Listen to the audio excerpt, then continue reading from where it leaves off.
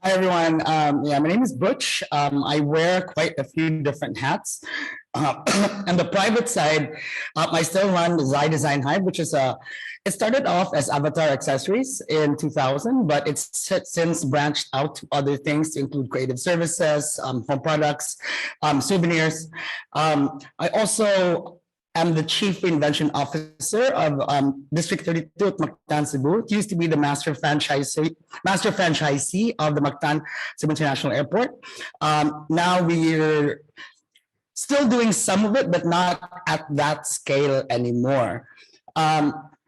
The other hats are, I'm on the Cebu City Tourism Commission, where I've been pushing for creative tourism since last year. I'm also the focal point of Cebu's UNESCO City of Design designation, having been the primary content generator and bid leader for the 2019 bid. Prior to that, I was the creative director of the first Cebu Design Week in 2018. What else? I'm in the core team of the Philippine Creative Cities Network and was the national consultant for the United Nations Department of Economic and Social Affairs in 2020. That's just some of the things. I first heard your name as part of Creative Cities in 2008 when you were doing the mentoring program with the British Council from then. Yes, yeah, that was when Cebu was first identified by the British Council as a creative hub, and I was chairman of Tubod Fest, which was the exhibit in addition to the conference that was being organized here. How do you feel about Cebu being termed a second city? So maybe we can talk about like, okay, Manila is the capital city, but actually Cebu is like a thriving creative hub. Yeah, I don't mind being a second city. I actually like being a second city. But when just as as context, I mean, Cebu is in the middle of the country. It's the first city. It was the first Spanish settlement in the Philippines.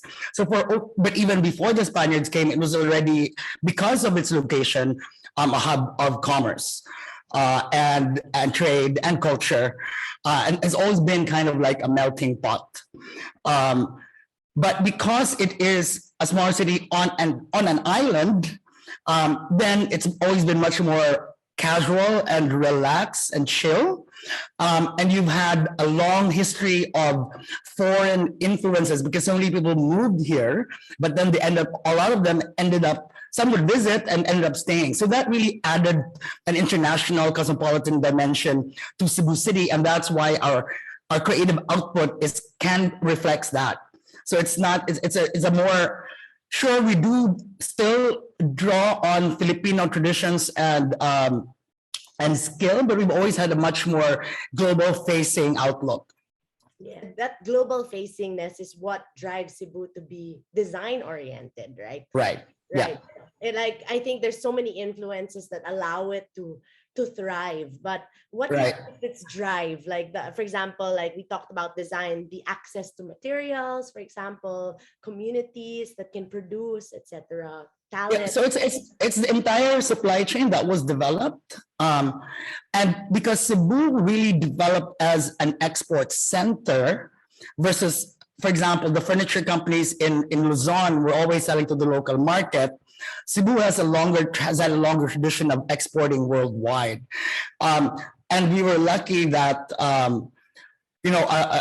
actually the industry was really founded by an American GI who ended up staying here and started selling products to the US. So that kind of after World War II. So that's the birth of modern manufacturing in Cebu City. But the other thing that really drives, I think, this creativity is that Cebu, compared to other islands, does not have as much in terms of arable land and natural resources.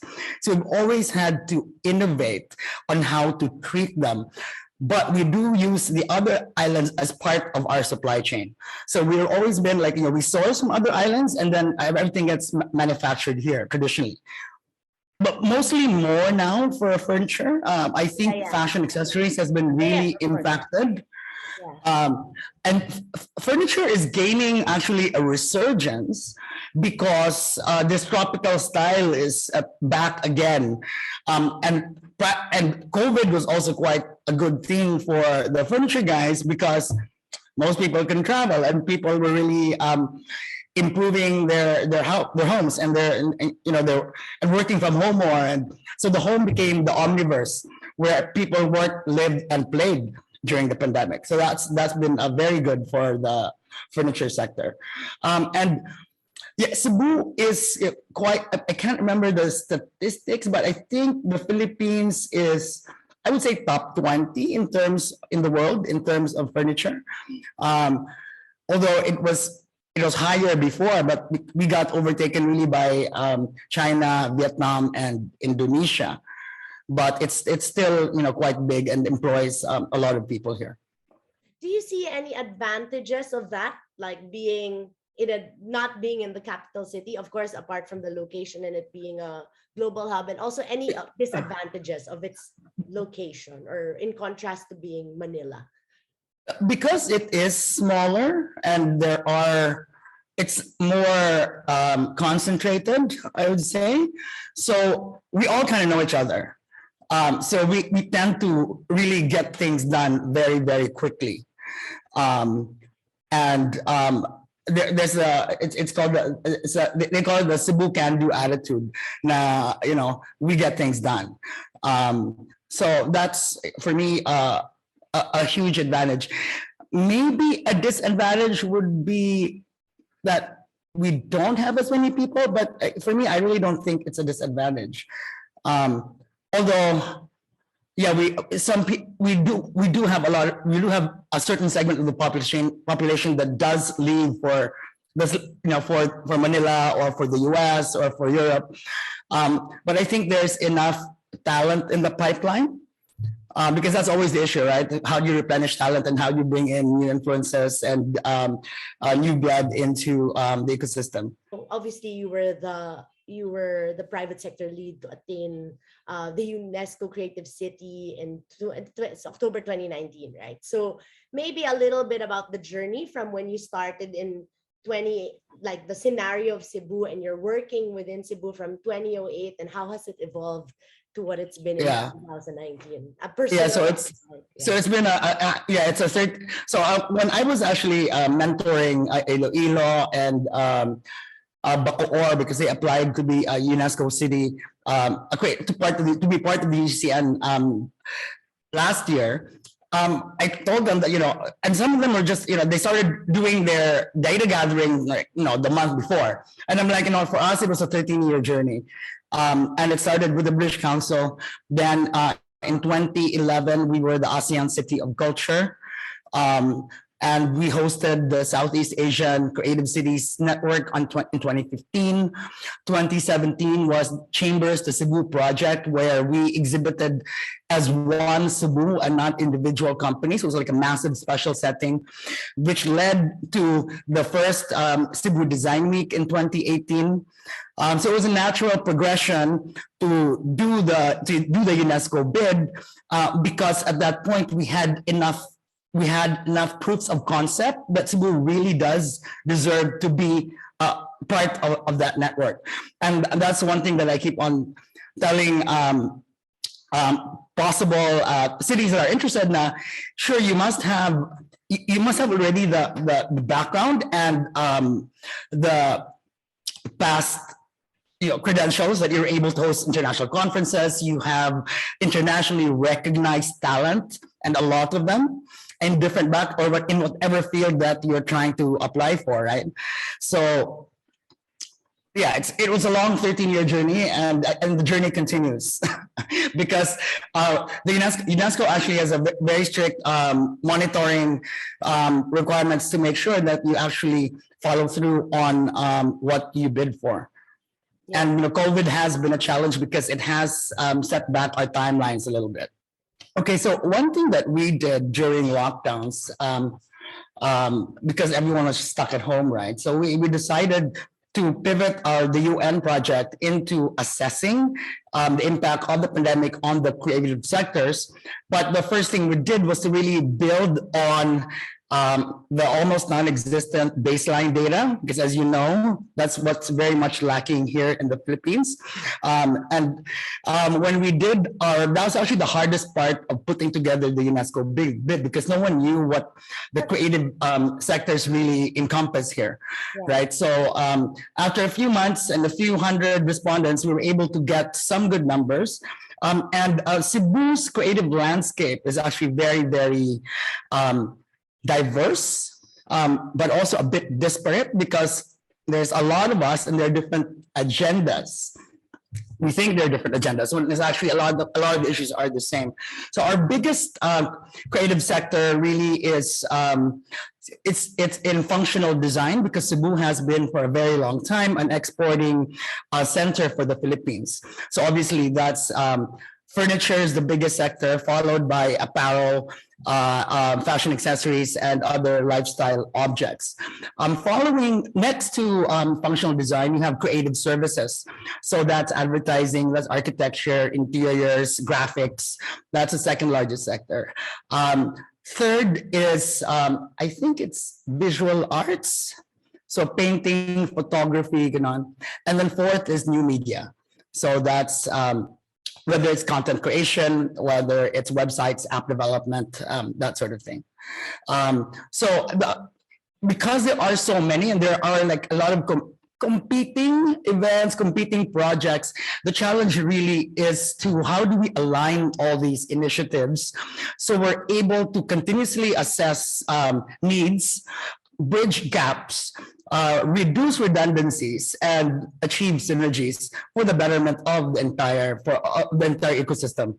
What are like the support? What was the support you received? The experiences that you went through from the beginning of that, from like to be able to drive it now. Like if you were to explain the journey of Cebu to someone who's never heard. We were very lucky that the DTI has always been a strong proponent of creative industries. I'm also very close to Ria Matute from Design Center of the Philippines. So they did give us some support, a lot of support in terms of like data gathering, paying for the venue to actually do our meet, because we had weekly meetings right before the bid. It really was, as I said earlier, the data was the hardest part. And I'm glad that we went through that. Then we had COVID, because I think government really realized how important to have data is. And there have been much more efforts in the last couple of years just to better map the ecosystem and really quantify what's in the creative economies. And the Philippine creative industries development bill that CONTOF has pushed through in Congress. Hopefully it gets it was approved in the House last October, and hopefully it will get approved in the Senate next month. So that will go a long way at institutionalizing the creative agenda. From that experience, so maybe we can like focus on UNESCO itself to attain that. Maybe you can tell us a little bit about your experience to attain that, and then perhaps how did it impact it? Were you able to leverage it being a creative? So the before and the after. Well, so it going back to the process, it did take us about 7 months, because we actually convened before the guidelines, the application kits were out. But we already knew, because it's a schedule, every 2 years there's a call. So DTI already convened a meeting, I think it was October the year before, and the bid was due in June. So once we once we got the requirements, then we already had some data, because we knew it was really data. And so it took about 6 months to put together. But once we got it in October, we were actually quite lucky, because we already had a trip planned that was UN sponsored for DTI to Singapore and Bandung. both of in Indonesia, both of which are UNESCO Cities of Design. So we didn't know that we were going to get it, but we already had a trip planned to see those cities, and we got the designation the day before we left for Singapore, which was perfect because by the time we got to Design Singapore Council, for example, they probably had our foot in the door already. They were much more, I mean, it gave us much more gravitas and boosted our credentials in their eyes. So, and we picked Bandung and Singapore because I wanted to see the contrast in terms of, because, you know, we know Singapore is parang the ideal utopia in terms of their infrastructure and their government support, their thinking. But I also wanted to bring it down a notch and see how Bandung, which is kind of closer to us in terms of development, how they approach their creative designation and how they utilize it to really improve the city and the community. And so that was kind of like, you know, that's this access to the network for best practices, resource exchange, international collaboration was really we leapfrogged that part because we already had that trip planned, so which was super timing actually. But so when we got back from the trip, it was, you know, time to celebrate, right? Because getting the designation was really a huge rallying point for the community, and automatically elevates the status of creatives and designers. Yeah, we had lots of celebratory meetings. The British Council already had a conference planned also in 2020. So that was accelerated because of that. And then COVID hit. Yeah. So, yeah. But at the end of the day, like with the UNESCO, with that creative city notation, did it uplift? How did it uplift? So obviously you mentioned already that it helped designers with that kind of, you know, appeal of being part of a creative city already. Right. Are there kind of concrete ways that you were able to leverage that improved, or has it really been hindered by COVID? No, it's actually been great. When it came back, we did a lot of projects with the city to integrate creativity into the branding, the buses, for example.